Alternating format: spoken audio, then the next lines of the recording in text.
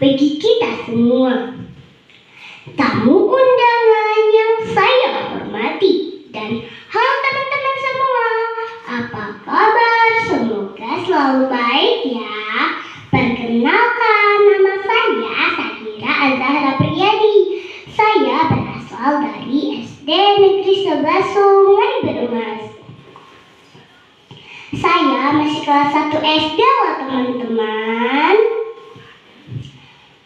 Pada kesempatan kali ini saya ingin membawakan sebuah cerita dengan judul Muaro Batang Si Kobo. Didengarkan baik-baik ya teman-teman.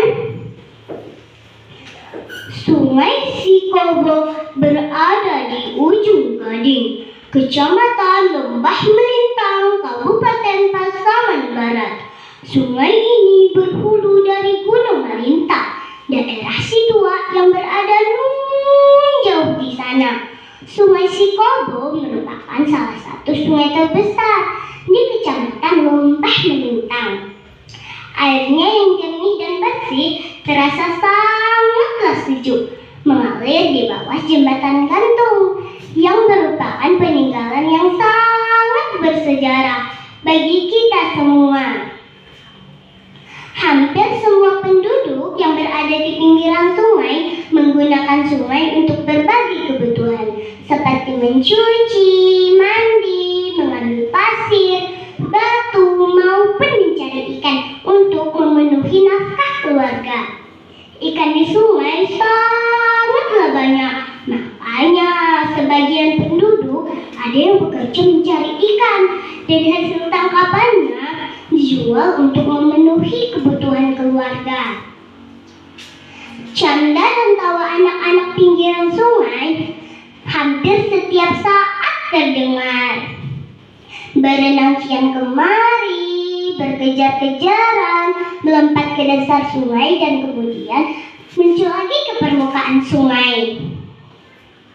Makanya anak-anak pinggiran sungai sangat jago berenang. Pada zaman dahulu, aliran sungai Si Kobo bermuara ke Jorong Si Kobo, Kecamatan Kota Balingka, dan pada akhirnya berpindah lagi ke Air Bangis, Kecamatan Sungai Berumas. Mau tahu kan teman-teman kenapa aliran sungai ini bermuara ke Air Bangis? Begini kisahnya. Alkisah, pada zaman dahulu kala, di daerah Gunung Kota Tinggi, hiduplah sekelompok penduduk. Karena mereka terserang penyakit, mereka berpindah ke daerah Pancuran dan kemudian pindah lagi ke daerah Si Kobo. Dan sampai saat sekarang ini mereka masih berdomisili di sana. Mereka hidup tentram dan damai. Kebersamaan mereka dalam berbagai hal, seperti menangkap ikan, membangun rumah, dan banyak lagi pekerjaan yang dilakukan secara bersama-sama.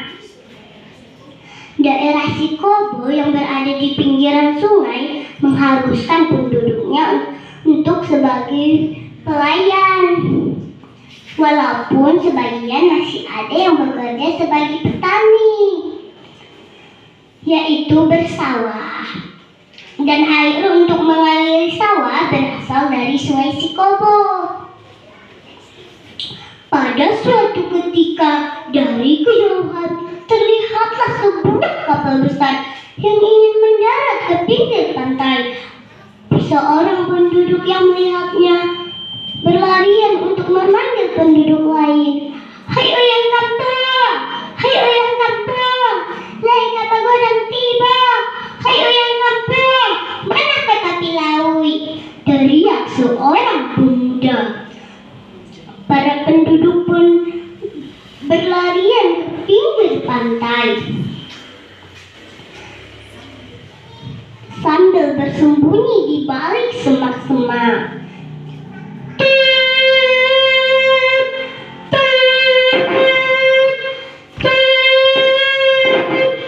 Terdengar suara klakson kapal. Tak lama Kapal tersebut mendarat ke pinggir pantai. Dan turunlah seorang lelaki tua yang dikenal penduduk Raja Bajangwi Ome. Pandangannya menyapa ke seluruh daratan Sikobo. Wahai para pengawal, lepaskan dua ayam jantan ke daratan ini. Bila ayam tersebut bernama, berarti ada kehidupan di sini. Perintah Raja Bajangwi Ome. Baik Tuan, para pengawal pun melepaskan dua ayam jantan yang dimaksud oleh Raja Bajangwi Ome. Setelah menunggu beberapa lama, terdengar ayam jantan berkokok.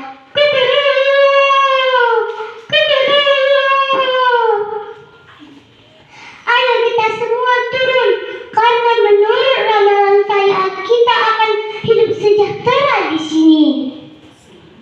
Semua yang ada di kapal pun turun menuju perkampungan. Dari balik semak-semak terdengar suara berbisik-bisik. Ada siapa di sana?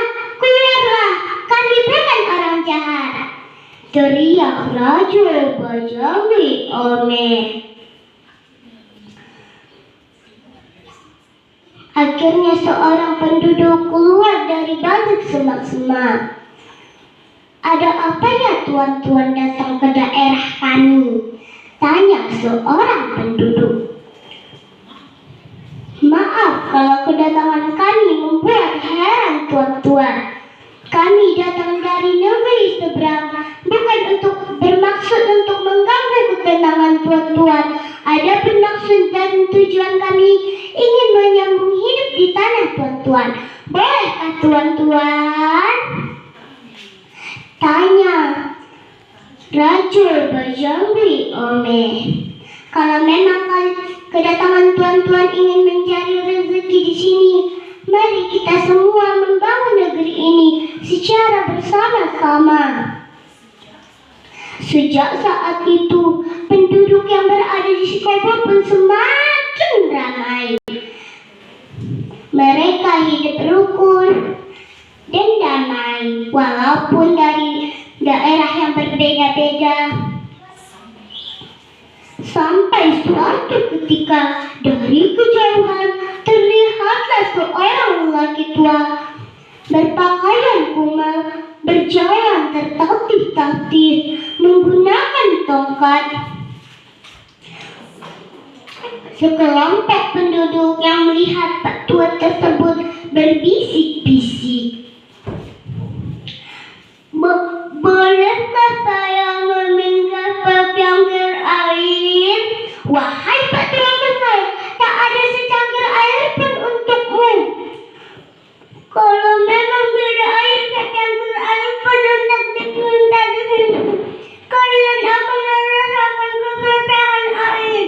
Akan aku pindahkan aliran batang Sikobo ini ke air bani, teriak Pak Tua tersebut sambil menarik tongkatnya dari sungai Sikobo menuju ke air Banis. Ketua adat yang berada di daerah tersebut sangat marah atas perlakuan yang tidak sopan pemuda tersebut. Para pemuda sangat menyesal atas perbuatannya. Demikianlah cerita saya. Semoga kita selalu mendapatkan pelajaran. Assalamualaikum warahmatullahi wabarakatuh. Waalaikumsalam.